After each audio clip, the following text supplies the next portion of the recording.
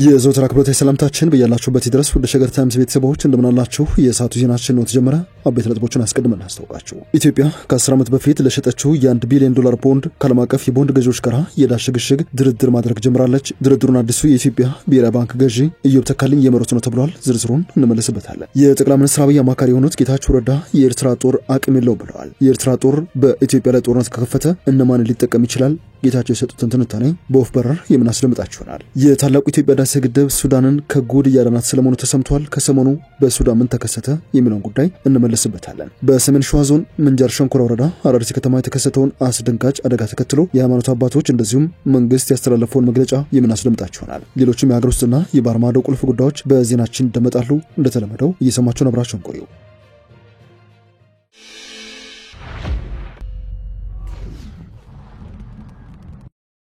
ወደ ቀዳሚ ጉዳያችን እናምራ። መንግስት እንደዚሁም የኢትዮጵያ ኦርቶዶክስ ተዋሕዶ ቤተክርስቲያን አባቶች በሰሜን ሸዋ ዞን አራርቲ ከተማ የተከሰተውን አደጋ ተከትሎ የሐዘን መግለጫዎችን አውጥተዋል። የሰሜን ሸዋ ዞን ሀገረ ስብከት ሊቀ ጳጳስ ብፁዕ አቡነ ቀለሜንጦስ በአራርቲ ደብረገነት ቅድስት ማርያም የርብራብ እንጨት ተደርምሰው ሕይወታቸውን ባጡ ምዕመናን ምክንያት የተሰማቸውን ጥልቅ ሐዘን ገልጸዋል። የቤተክርስቲያኑ ግንባታ ተጠናቆ ምርቃቱ በጉጉት እየተጠበቀ ባለበት የአስከፊ ሐዘን በመከሰቱ ጥልቅ ሐዘን ተሰምቶናል ባናቸው አቡነ ቀለሜንጦስ ሐዘኑ የአራርቲ ደብረገነት ማርያም አገልጋይ ካህናትና የከተማዋ ምዕመናን ብቻ ሳይሆን የመላ ኦርቶዶክሳውያን ሐዘን ነው። በደረሰ ጉዳትም ልባችን ተሰብሯል ያሉት ብፁዕነታቸው ለካህናቱና ለሕዝበ ክርስቲያኑ መጽናናትን ተመኝተዋል። በዚህ አደጋ ሕይወታቸውን ላጡ ወገኖች ፈጣሪ ነፍሳቸውን እንዲምራቸው፣ እንደዚሁም ጉዳት ደርሶባቸው በጤና በሆስፒታል በሕክምና ለሚገኙ ወገኖች ደግሞ ወደ ሙሉ ጤናቸው እንዲመለሱ እንጸልያለን ሲሉም መልእክት አስተላልፈዋል። በምንጃር ሸንኮራ ወረዳ አራርቲ ከተማ የማርያም ቤተክርስቲያን ለግንባታ መሸጋገሪያ የተሰራ እንጨት ተደርምሰው እስካሁን የ36 ሰዎች ሕይወት ማለፉን የወረዳ ፖሊስ አዛዥ ኢንስፔክተር አህመድ ገበየሁ ተናግረዋል። ኢንስፔክተሩ ከ200 በላይ ሰዎች ጉዳት እንደደረሰባቸው ገልጸው በአራርቲ ሆስፒታል ሕክምና እየተደረገላቸው እንደሚገኝ ጠቁመዋል። ከዚህ ባለፈ የመንግስት ኮሙኒኬሽን አገልግሎትም ባጋጠመው አደጋ በደረሰ ጉዳት የያዘ መግለጫ አውጥቷል። ሕይወታቸውን ያጡ ከባድና ቀላል ጉዳት የደረሰባቸው በርካታ ሰዎች ስለመኖራቸው መንግስት ሰምቻለሁ ያለ ሲሆን የተሰማንን ሐዘን እንገልጻለን፣ ለተጎጂ ቤተሰቦች መጽናናትን፣ በሕክምና ለሚገኙት ደግሞ በፍጥነት ማገገምን እንመኛለን ያለው የመንግስት ኮሙኒኬሽን አገልግሎት ሚኒስቴር። የሚኒስቴሩ መግለጫ አክሎም ኢትዮጵያ በሁለንተናዊ ግንባታ ውስጥ ነች ያለ ሲሆን ከትልልቅ ግድቦች ጀምሮ እስከ አነስተኛ የግለሰብ ቤት አጥር ድረስ ያሉ ግንባታዎች ሲሰሩ ለደህንነት ቅድሚያ ሊሰጣቸው ይገባል። የግንባታ ህጎችንም ይህንኑ ታሳቢ ያደረጉ ናቸው ብለዋል። በግንባታ ቦታዎች ሁሉ ለሰዎች ደህንነት ትኩረት ሊሰጥ የሚገባ ነው በማለትም በግንባታ ቦታዎች ላይ የሚደረጉ ጉብኝቶችም የሥራ ላይ ደህንነት መርሆችን እንዲጠበቁ ማድረግ ግዴታ ነው ብለዋል። የኤርትራ ጦር አቅም የለውም። ይህን ያሉት የጠቅላይ ሚኒስትሩ የምስራቅ አፍሪካ ጉዳዮች አማካሪ ሚኒስትሩ አቶ ጌታቸው ረዳ ናቸው። የጠቅላይ ሚኒስትር አብይ የምስራቅ አፍሪካ ጉዳዮች አማካሪ ጌታቸው ረዳ የቀድሞው የሲኤንኤን እና የሮይተርስ ጋዜጠኛ ጄም ስቴልማን በሚያዘጋጀው የግሎባል ፓወር ሺፍት ፖድካስት ላይ የሰጡት ቃለ ምልልስ ለተለያዩ ዝርዝር ጉዳዮች እየተመነዘረ ይገኛል። ጌታቸው ከዩኒቨርሲቲ መምህርነት ወደ ፖለቲካ አመራርነት ሲሸጋገሩ በሚገባ ሰራሁበት በሚል የሚገልጹት የአፍሪካ ቀንድ ጉዳይ በዚህ በዱባይ በሰጡት ቃለ ምልልስ ዋነኛው ትኩረታቸው ነበረ። የቀጠናው ረባሽ ሲሉ የሚወጅሏቸው የኤርትራው ፕሬዝዳንት ኢሳያስ አፈወርቂ መንግስት አሰብ ወደብን በኢትዮጵያ መንግስት ይቀማሉ በሚል ስጋት ኢትዮጵያ ውስጥ የእጅ አዙር ጦርነት ሊጀምር ይችላል ሲሉ በይፋ ተናግረዋል። ኤርትራውያን እጅግ በጣም ብሎች ናቸው። የፌዴራል መንግስትን በቀጥታ ለመዋጋት የሰው ኃይል ብልጫ እንደሌላቸው ያውቃሉ። በቂ የቴክኖሎጂ ትጥቅም የላቸውም በማለትም ለዚህ ድክመታቸው የዘየዱት መላ በኢትዮጵያ የሚላላክላቸውን ሞኝ መፍጠር ነው ብለዋል። በዚህ መነሻ ሀገሪቱን ለማናጋት በድንበራቸው ማዶ ያሉ ሞኝ ተላላኪዎች በርሳቸው አገላለጥ ዩስፉል ኢዲየትስ መጠቀም ይፈልጋል የሚሉት ጌታቸው ለዚህ ደግሞ ጦርነቱን ወደ ኤርትራ ደቡብ አቅጣጫ ማለትም ወደ ትግራይና ወደ አማራ ክልል ውስጥ መቀስቀስ መግፋት ነው ብለዋል። ሻቢያ ከተመቸው ህዋትን ሞነፋኑን ለመጠቀም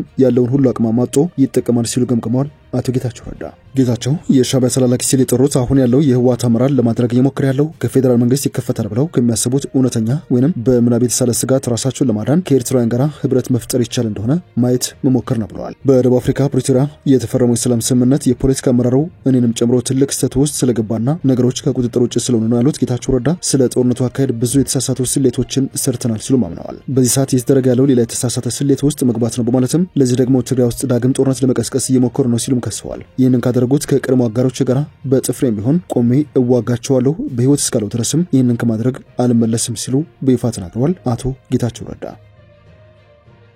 ኢትዮጵያ ከ10 ዓመታት በፊት ለሸጠችው የ1 ቢሊዮን ዶላር የቦንድ ሽያጭ ከዓለም አቀፍ የቦንድ ገዢዎች ጋር የዕዳ ሽግሽግ እንዴት ማድረግ እንዳለባቸው መደበኛ ንግግር መጀመሯን ሮይተርስ ዘግቧል። ሮይተርስ ቀደም ብሎ በብሉምበርግ የወጣውን ዘገባ በማረጋገጥ ከዓለም አቀፍ ባለሀብቶች ጋር በዕዳ ሽግሽግ ዙሪያ በፓሪስ ፈረንሳይ ድርድር ተጀምሯል ብለዋል። አንድ የገንዘብ ሚኒስቴር ባለስልጣን ዝርዝር መረጃ ሳይጠቅሱ የመንግስት ልዑኩ ወደ ፓሪስ ማቅናቱን አረጋግጠዋል። ከቦንድ አበዳሪዎች ጋር የተያያዙ አንዳንድ ስብሰባዎች ነበሩ ሲሉ ለሮይተርስ የተናገሩት ምንጩ የስብሰባዎቹ ውጤት መጨረሻ ላይ የሚገለጽ እንደሆነ በመጠቆም ስምምነት ላይ ግን እንዳልተደረሰ ገልጸዋል። አዲሱ የብሔራዊ ባንክ ገዢው ተካልኝ አስተያየት እንዲሰጡ ተጠይቀው ለዘገባው ምላሽ ከመስጠት ተቆጥበዋል። የቦንድ አበዳሪዎች ኮሚቴ ተወካዮችም እንዲሁ ምላሽ አልሰጡም ነው የተባለው። ለመሰረተ ልማት ግንባታዎች እንደሚውል የተነገረለት የቦንድ ሽያጭ በ10 ዓመታት ተመልሶ የሚከፈልና የ6.625 በመቶ ወለድ ያለው መሆኑን በወቅቱ ተነግሮ ነበር። ኢትዮጵያ ያወጣችውን ቦንድ 50 በመቶ የአሜሪካ ባለሀብቶች፣ 35 በመቶ የእንግሊዝ ባለሀብቶች፣ 14 በመቶ የአውሮፓ ሀገራት ባለሀብቶችና ሌሎች እንደገዙ ነው የተሰማው። በዚህ ውል መሰረት ኢትዮጵያ በ2016 ዓ.ም የቦንድ ብድሩን ክፍያ መክፈል ያልቻለ ሲሆን በቡድን 20 የጋራ ማዕቀፍ በኩልም የዕዳ ሽግሽግ እንዲደረግ መርጣለች። በዚህ አካሄድ ሁለትዮሽ ብድር ዩሮ ቦንድና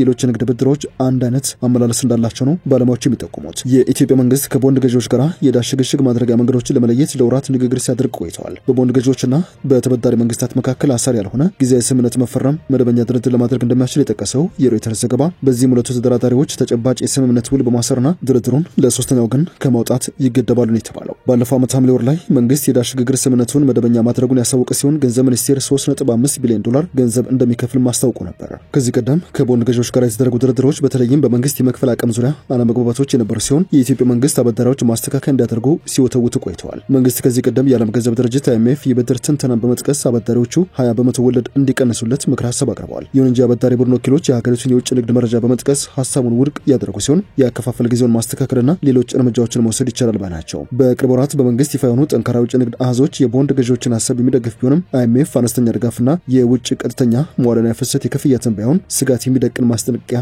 አውጥቶ ነበር። ባለፉት 2 ዓመታት ኢትዮጵያ በ2007 ዓ.ም ለሸጠችው የ$1 ቢሊዮን ቦንድ መክፈል የነበረባትን ወለድ መክፈል አለመቻሏ መነጋገሪያ ሆኖ እንደነበረ የቅርብ ጊዜ ትዝታ ነው።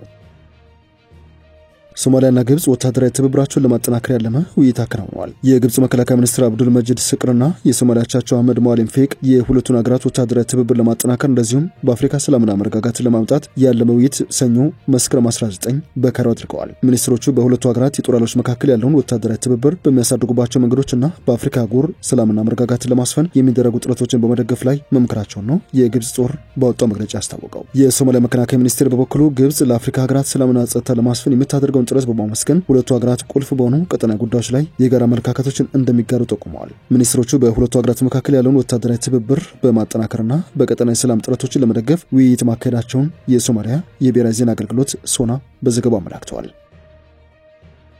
ህዳሴ ግድቡ ሱዳንን ከጎርፍ አደጋ እያዳናት ነው ተብሏል። ኢትዮጵያ በቅርቡ ያስመረቀችው ታላቁ የኢትዮጵያ ህዳሴ ግድብ በሱዳን የጎርፍ አደጋን ለመቀነስ አስችሏል ብላለች። ይህ የተገለጸው ግድቡ በሱዳን ለተከሰተው ጎርፍ ምክንያት የሚሉ አስተያየቶች በተሰጡበት ወቅት ነው። የሱዳን መንግስት ቅዳሜ ዕለት በሁለቱ የናይል ዋና ገባር ወንዞች በጥቁር አባይና በነጭ አባይ የውሃ መጠን መጨመር ምክንያት የጎርፍ ማስጠንቀቂያ ማውጣቱ ተዘግቧል። የሀገሪቱ የመስኖ ሚኒስቴር እሁድ ምሽት በአካባቢው ያለው ግድቦች ከመጠን በላይ የሆነ ውሃ በመለቀቃቸው የውሃ መጠን ለ4 ተከታታይ ቀናት ከፍተኛ እንደነበር አስታውቋል። ሚኒስትሩ አክሎም በካርቱም በናይል ወንዝ በዋይት ናይል በስናርና በሰማያዊ ናይል አካባቢዎች የሚኖሩ ነዋሪዎች ጎርፉ የእርሻ መሬቶችንና ቤቶችን ሊጎዳ እንደሚችል በመጥቀስ ጥንቃቄ እንዲያደርጉ ነው ያሳሰበው። የኢትዮጵያ የዋና ኤነርጂ ሚኒስትር ኢንጂነር ሀብታሙ ኢተፋ ይህንን ተከትሎ በሱዳን የተከሰተው ጎርፍ ከነጭ ናይል ሊሆን ይችላል፣ የታላቁ ኢትዮጵያ ህዳሴ ግድብ ባይኖር ኖሮ የጎርፉ መጠን እጅግ ከፍ ሊሆን ይችል ነበረ፣ ግድቡ ጥፋቱን በመቀነስ ረገድ ትልቅ ሚና ተጫውቷል ማለታቸውን ዋሽንግተን ፖስት ዘግበዋል።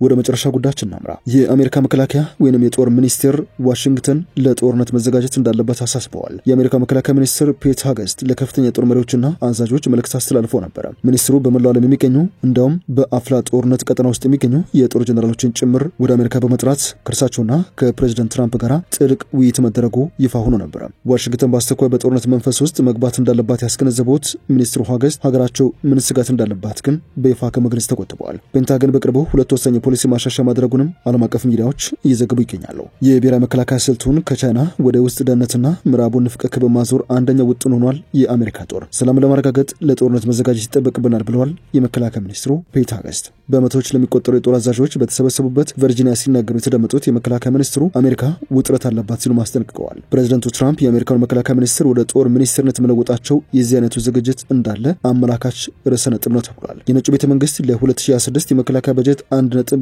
ትሪሊዮን እንዲበጀት መጠየቁ የሚታወስ ነው። ቀደም ሲል ከነበረው በጀትም የ13.4 በመቶ ብልጫ ይኖራልም ተብሏል። እንደ አርቲ ዘገባ። ወደ ሸገር ታይምስ ቤተሰቦች የሰዓቱ ዜናችን ያደመጣችሁትን ይመስላል። ስለሰማችሁን አመሰግነን። በያላችሁበት ሰናይ ጊዜ ይሁንላችሁ።